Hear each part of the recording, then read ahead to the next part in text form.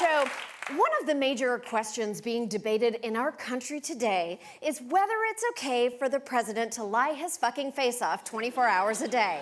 Somehow, the jury is still out on that. What do you do when he says something like millions of voters voted illegally in California when you know that that's not true? Well, I don't know if that's not true, John. There is no evidence. When you're president, can you just offer a theory that has no evidence behind it, or does he have to tighten up his standards of proof? I think he's done a great job. You do? Okay, guess that answers my next question. Is it okay for the White House Chief of Staff to lie his fucking face off? I'll put you down for a yes. How could anyone believe 3 million undocumented Californians would get up early and risk arrest and deportation to perform an onerous task we can't even get our own citizens to do? Okay, point taken. For the record, massive voter fraud is a lie. But this lie didn't spring Athena-like from Donald's collapsing pumpkin of a head. He's a marketer. His big lies are like his buildings. He doesn't build them. He just slaps his brand on them and tricks the press into promoting them for free. I'm sure they'll stop taking the bait any day now. Where does that 3 million number come from? Two places. One, a study which was widely rebutted, even by the managers of the opt-in web survey it's based on, and whose authors said Trump had misread their results as proof of massive voter fraud, though I'm not sure about that misreading theory. The other source? I don't like them putting chemicals in the water that turn the friggin' frogs gay. Do you understand that? Serious crap.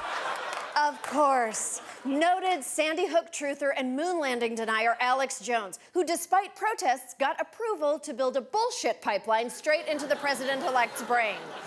The Secretary of Chemtrails got his 3 million figure from the proceedings of the Academy of some dude on Twitter, who totally has data to back up his claim, but you can't see it because it lives in Canada. Greg Phillips is the creator of VoteStand, an app that lets anyone document suspicious activity at polling places and report it to just Greg. He'll probably tell the election board or something. Cool app. I wish it had a better name, though. How about, Pokemon Go to the Polls. That's great. How did she lose the youth vote? But Greg didn't invent the lie either. To understand where it came from, we have to go back decades to the eve of Reagan's election, when Heritage Foundation founder and plus-size forehead model Paul Weyrich gave his I Have a Dream speech. They want everybody to vote. I don't want everybody to vote. Elections are not won by a majority of people. They never have been from the beginning of our country, and they are not now. As a matter of fact, our leverage in the elections, quite candidly, goes up as the voting populace goes down. By those standards, I guess the best American election yet was the one in 2000. Look, I get it. That's just politics. Republicans win if they keep people from voting, especially Democrat people. But how do you look at a group of voters and pick out the Democrat? Gosh, if only there was some way to tell them apart. There are right now 20-plus states implementing voter restrictions to try to reduce the number of people who can vote, which we know will have a disproportionate impact on poor and minority communities, including black people. We cut Obama by 5%, which was big. He beat McCain by 10%. He only beat Romney by 5%. I think that probably voter ID had helped a bit in that. Just shut up, shut up. You can't say what voter ID is really for. If you want to sell something slightly shameful, you need to package it as a cure for something else. And that is how Republicans discovered a national epidemic of neck pain, AKA voter fraud. Stealing your vote? Alarming reports of voter fraud are running rampant right now. Drug money even said to be involved. And the reality is voter fraud is rampant across this country. I don't think there's voter fraud. I know there was voter fraud. So you're talking about probably over 1 million people that voted twice in this election. The first concrete evidence we've ever had of massive voter fraud. Two questions. One, did you have your makeup done at the American Girl doll store? And two, how do you find concrete evidence of a thing Republicans made up? Electoral officials in 27 states have launched a massive new campaign against voter fraud. They are using a computer name matching system to claim that More than 3 million citizens may be registered to vote in more than one state.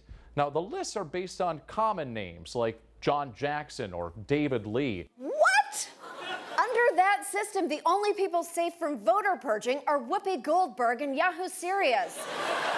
If Trump manages to smash America's institutions, it will only be because GOP termites have been gnawing away at the foundation for years with baseless claims of election shenanigans. Remember, all the party wanted was an excuse to pass voter restrictions. But once you put a lie out there, it grows and takes on a life of its own. You want to know what your little fib did? Behold.